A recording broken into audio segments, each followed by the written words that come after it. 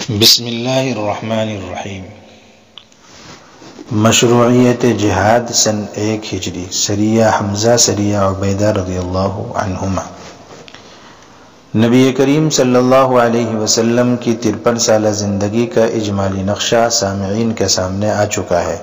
کسی قدر تفصیل کے ساتھ یہ بھی معلوم ہو چکا ہے کہ دنیا میں اسلام کی اشاعت کس طرح ہوئی، اور وہ ہر طبقہ اور ہر قبیلہ کے ہزارہ انسان جو ہجرت تک اسلام کے حلقہ بگوش بن کر کچھ ایسے مست ہوئے تھے کہ اسلام اور پیغمبر اسلام صلی اللہ علیہ وسلم کو اپنے مال، آبا و اجداد، بیویوں اور بچوں سے بلکہ اپنی جانوں سے بھی زیادہ عزیز سمجھتے تھے۔ ان کے اسلام میں داخل ہونے کا سبب کیا تھا؟ حکومت کا جبر و اکراہ تھا، یا کوئی لالچ اور جاہ کی طمع تھی، یا کوئی پرشوکت جمعیت تھی جس پر تلوار نے ان کو مجبور کیا تھا، یا کچھ اور؟ لیکن جب اس نبی امی صلی اللہ علیہ وسلم، ان پر میرے ماں باپ فدا ہوں،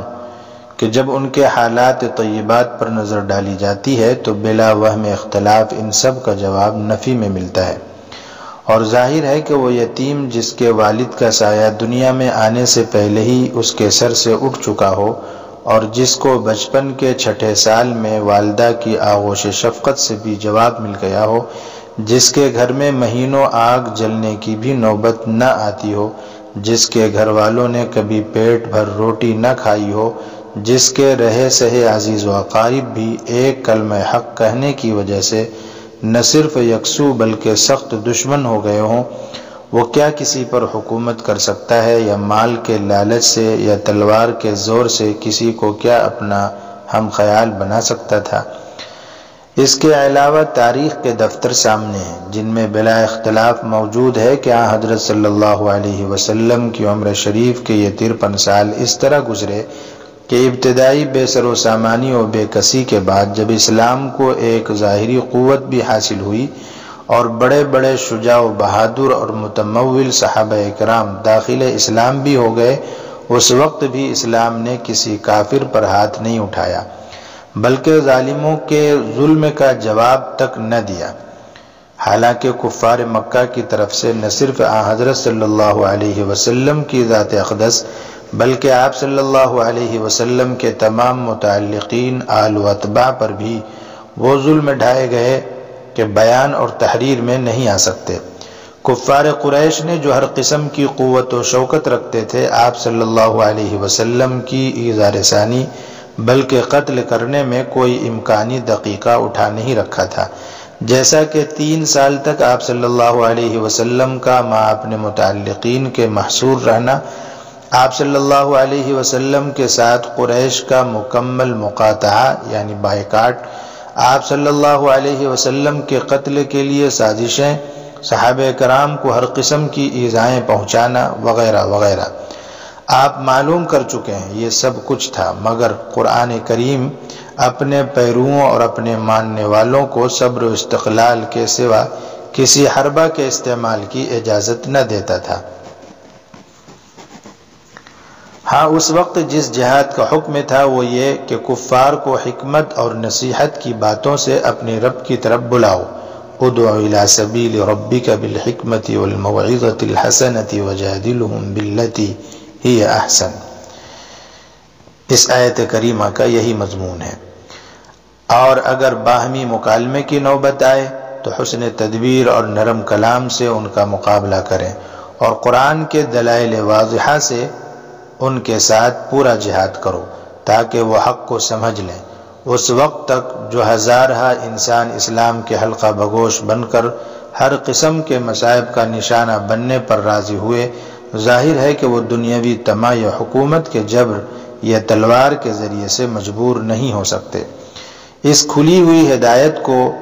دیکھتے ہوئے بھی کیا وہ لوگ خدا سے نہ شرمائیں گے جو اسلام کی حقانیت پر پردہ ڈالنے کے لیے کہا کرتے ہیں کہ اسلام بزور شمشیر پھیلایا گیا؟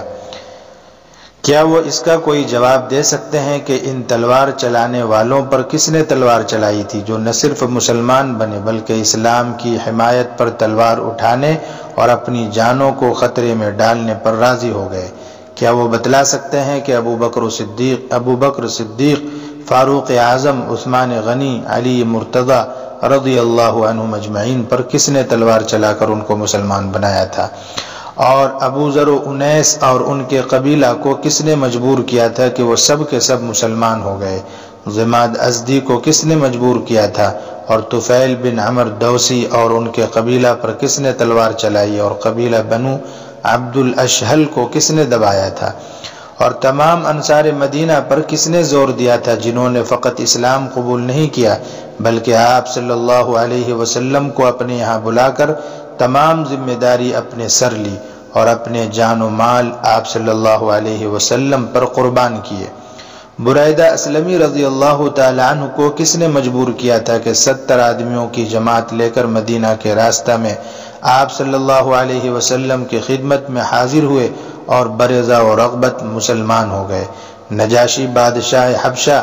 پر کون سی تلوار چلی تھی کہ باوجود اپنی سلطنت و شوکت کے قبل از ہجرت مسلمان ہو گئے؟ ابو ہند، تمیم اور نعیم وغیرہ وغیرہ پر کس نے زور دیا تھا کہ ملک شام سے سفر کر کے آپ صلی اللہ علیہ وسلم کی خدمت میں پہنچیں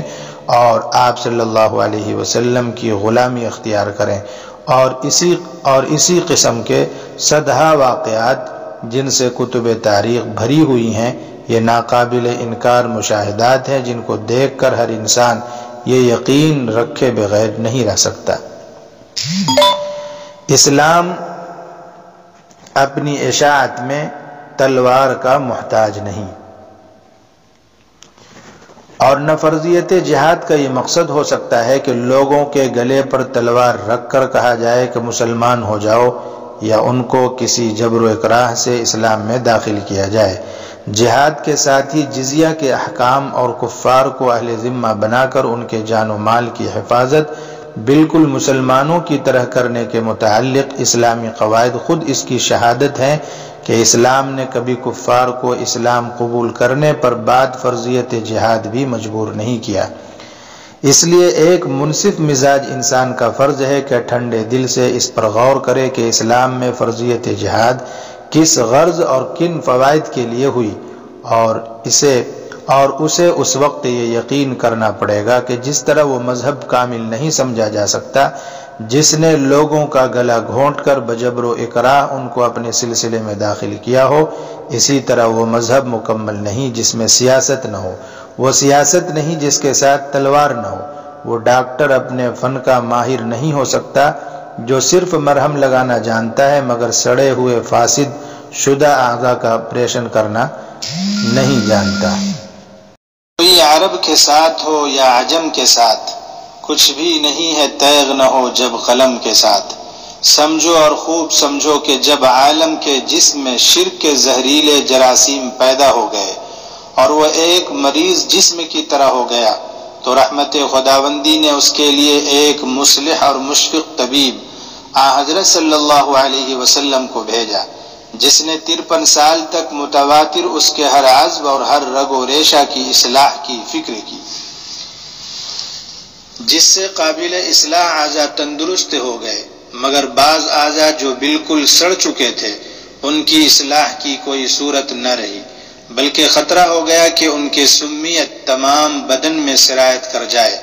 اس لیے حکیمانہ اصول کے موافق عین رحمت و حکمت کا اقتضا یہی تھا کہ آپریشن کر کے ان اعضاء کو کاٹ دیا جائے۔ یہی جہاد کی حقیقت ہے اور یہی تمام جارحانہ اور مدافعانہ غزوات کا مقصد ہے۔ یہی وجہ ہے کہ عین میدان کارزار گرم ہونے کے وقت بھی اسلام نے اپنے مقابل جماعت میں سے صرف انہی لوگوں کے قتل کی اجازت دی ہے جن کا مرض متعدی تھا، یعنی جو اسلام کے مٹانے کے منصوبے گانٹتے اور برسر جنگ آتے تھے، اور ان کے متعلقین عورتیں، بچے اور بوڑھے اور مذہبی علماء جو لڑائی میں حصہ نہیں لیتے اس وقت بھی مسلمانوں کی تلوار سے مامون تھے، بلکہ وہ لوگ جو کسی دباؤ سے مجبور ہو کر مقابلے پر آئے ہوں وہ بھی مسلمانوں کے ہاتھ سے محفوظ تھے۔ حضرت اکرمہ رضی اللہ تعالی عنہ فرماتے ہیں کہ غزوہ بدر میں حضرت صلی اللہ علیہ وسلم نے حکم فرمایا تھا کہ بنی ہاشم میں سے کوئی شخص تمہارے سامنے آئے تو اس کو قتل نہ کرنا، کیونکہ وہ اپنی رضا سے جنگ میں شریک نہیں ہوئے ہیں، بلکہ ان کو جبرن لایا گیا ہے، بلکہ مقابلہ پر آنے والوں اور جنگ کرنے والوں میں سے بھی تاحد بمقدور ان لوگوں کو بھی بچایا جاتا تھا جن کے متعلق حضرت صلی اللہ علیہ وسلم کو حسن معاشرت کی خبریں پہنچتی تھیں۔ جس وقت آپ صلی اللہ علیہ وسلم فتح مکہ کے لیے تشریف لے جا رہے تھے تو راستے میں ایک شخص آپ صلی اللہ علیہ وسلم کی خدمت میں حاضر ہوا اور آپ صلی اللہ علیہ وسلم کے ارادے جہاد کو بھی اس نے عام جاہلیت عرب کی لڑائیوں پر قیاس کر کے عرض کیا کہ اگر آپ صلی اللہ علیہ وسلم خوبصورت عورتیں اور سرخ اونٹ چاہتے ہیں تو قبیلہ بنی مدلج پر چڑھائی کیجیے، کیونکہ ان میں اس کی کثرت ہے۔ لیکن یہاں صلح اور جنگ کا مقصد ہی کچھ اور تھا۔ ارشاد ہوا کہ مجھے حق تعالی شانہ نے بنی مدلج پر چڑھائی کرنے سے منع فرمایا ہے کہ وہ صلہ رحمی کرتے ہیں۔ اور حضرت علی کرم اللہ وجہہ بیان فرماتے ہیں کہ ایک مرتبہ حضرت صلی اللہ علیہ وسلم کی خدمت میں 7 جنگی قیدی پیش کیے گئے۔ آپ صلی اللہ علیہ وسلم نے ان کے قتل کا حکم صادر فرمایا اور حضرت علی رضی اللہ تعالی عنہ کو اس پر مامور فرمایا۔ اسی وقت جبرائیل علیہ السلام تشریف لائے اور کہا، یا رسول اللہ صلی اللہ علیہ وسلم، ان 6 شخصوں کے لیے تو یہی حکم رکھیے، لیکن اس ایک شخص کو آزاد کر دیجیے۔ آپ صلی اللہ علیہ وسلم نے وجہ دریافت کی تو فرمایا کہ یہ کریم الاخلاق اور سخی آدمی ہے۔ آپ صلی اللہ علیہ وسلم نے فرمایا کہ یہ آپ اپنی طرف سے کہتے ہیں یا اللہ تعالیٰ کا حکم ہے؟ جبرائیل علیہ السلام نے فرمایا کہ حق تعالی شانہ نے مجھے اس کا حکم فرمایا ہے۔ اسلامی جہاد تہذیب کے مدعی یورپین اقوام کی عالم سوز جنگ نہ تھی، جس میں محض اپنی ہوس رانی کے لیے بلا امتیاز مرد و عورت اور محرم و غیر محرم شہر کے شہر انتہائی بے رحمی کے ساتھ تباہ و برباد کر دیے جاتے ہیں۔ اکبر مرحوم نے خوب فرمایا ہے، ہو رہا ہے نفاذ حکم فنا، نہ مکی اس سے بچتے ہیں نہ مکان، توپیں خود آ کے اب تو میدان میں پڑتی ہیں کل من علیہا فان۔ اگر یورپ کی خونی تاریخ کے وہ اوراق سامنے رکھ لیے جائیں جو اندلس کے عروج و نزول سے متعلق ہیں تو ان کی تہذیب و تمدن کی قلعی کھل جائے،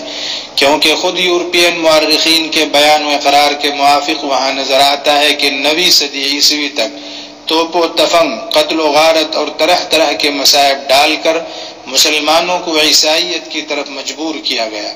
سینکڑوں بندگان خدا کو جلا کر خاک کر دیا گیا، سینکڑوں کو قید کر کے ان کے سامنے ان کے بچوں کو ذبح کیا گیا، لاکھوں مسلمان اپنے دین کی حفاظت کے لیے ہجرت کرنے پر مجبور ہوئے۔ غرناطہ کے میدان میں مسلمانوں کی 80,000 قلمی نادر و نایاب کتابوں کا بے نظیر ذخیرہ نظر آتش کر دیا گیا۔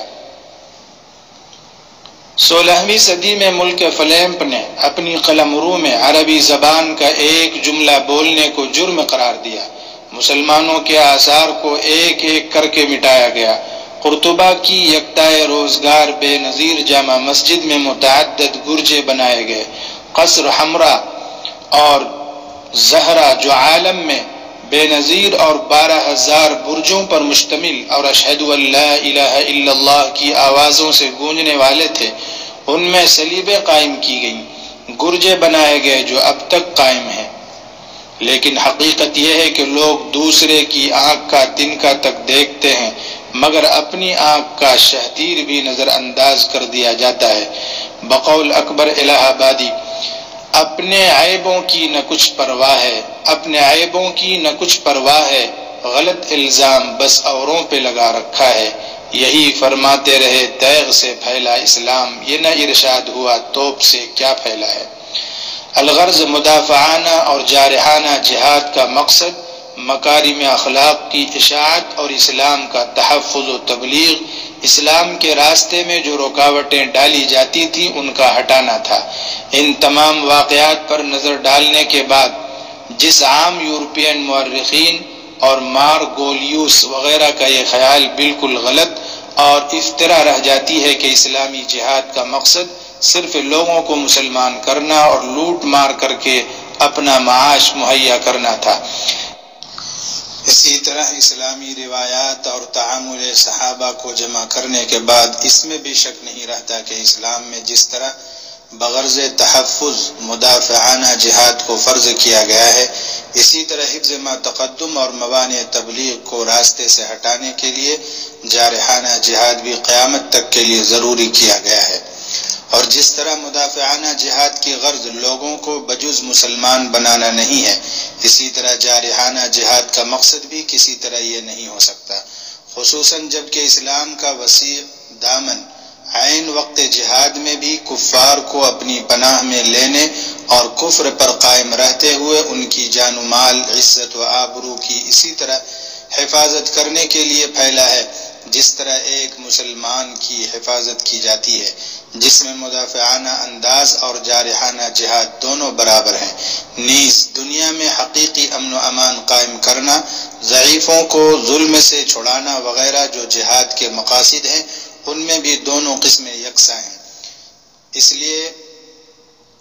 کوئی وجہ نہیں ہے کہ اسلامی روایات کو مسخ کر کے جارحانہ جہاد کا انکار کیا جائے، جیسا کہ ہمارے بعض آزاد خیال مورخین نے کیا ہے۔